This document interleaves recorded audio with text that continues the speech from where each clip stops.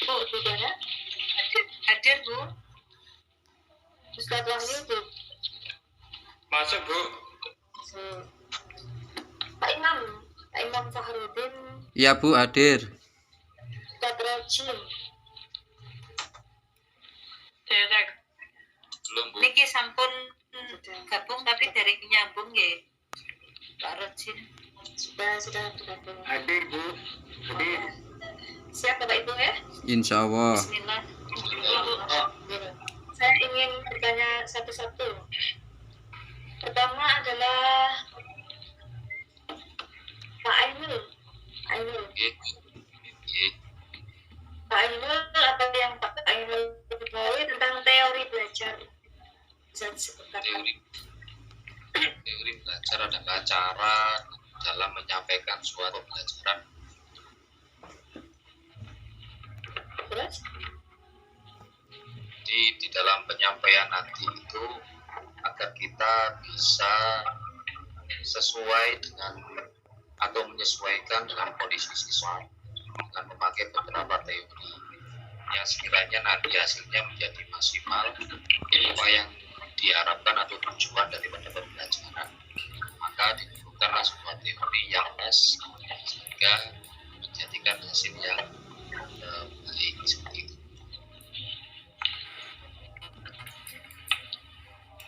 Ada berapa teori belajar yang Pak Ainul ketahui? Pak Ainul, maaf.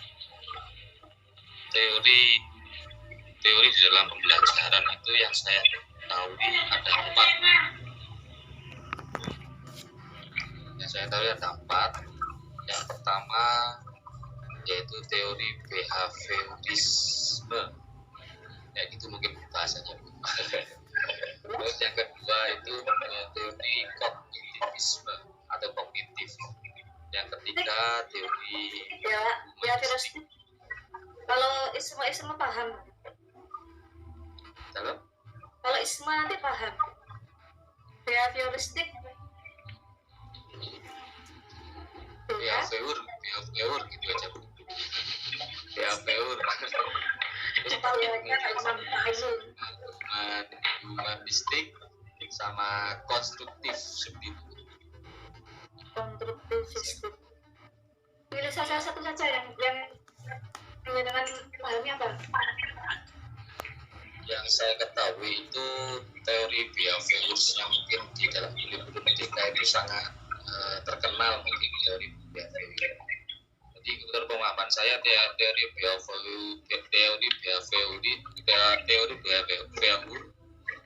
Behavioristik. Ya, itu teori yang menekankan dari stimulus. Jadi siswa itu diberikan stimulus. Setelah itu dari hasil stimulus tadi itu siswa diberi, akhirnya dia bisa merespon. Seperti itu. Tokohnya siapa, Pak? Dalam, Tokohnya siapa? kalau tokoh dalam teori behavior itu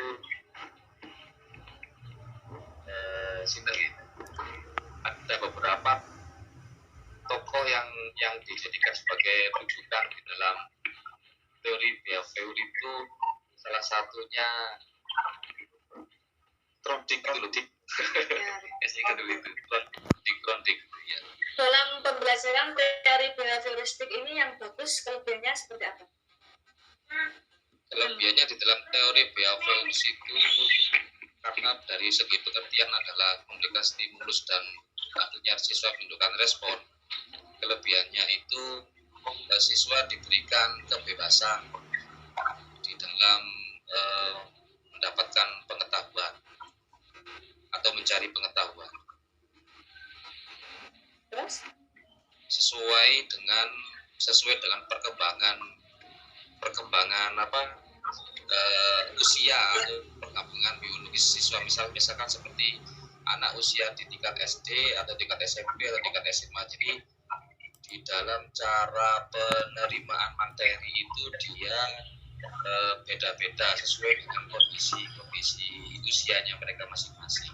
Jadi guru harus bisa menyesuaikan kondisinya juga, tidak harus dipukul sama.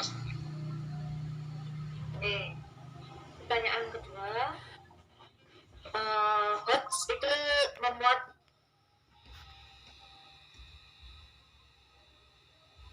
HOTS itu pertama dari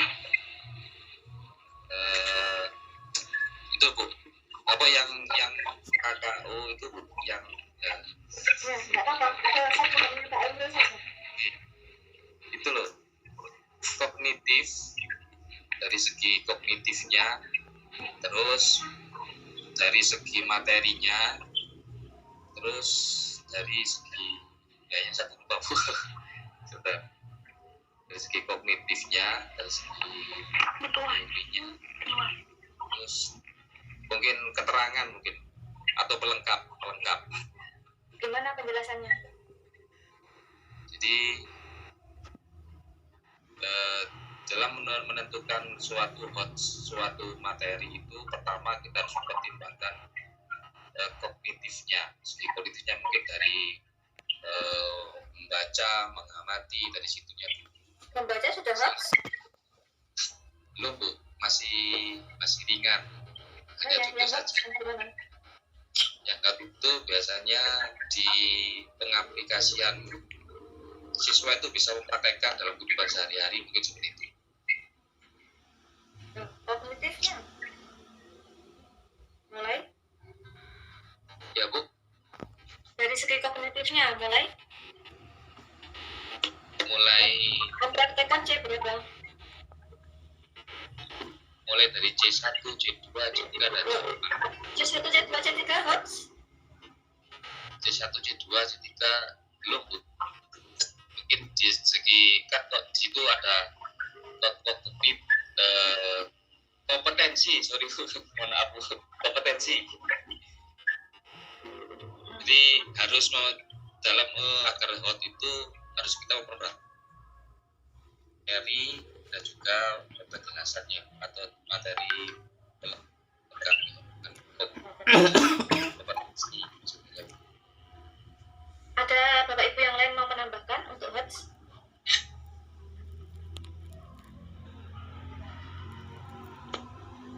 Dari Pak Yakin tadi mulai C4 sampai C6. Bapak Ibu yang lain?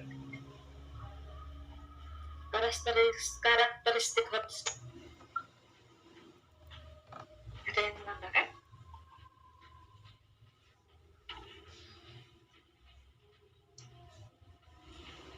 Tidak ada? Nah, sudah. Mengukur kemampuan gitu, Punten.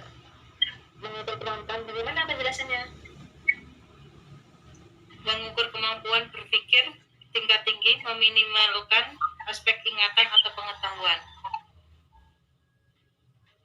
Ya, bisa. Kebiasaan berpikir. Kebiasaan berpikir siswa. Ya, terus satu lagi? Membentuk karakter. Karakter apa, Pak?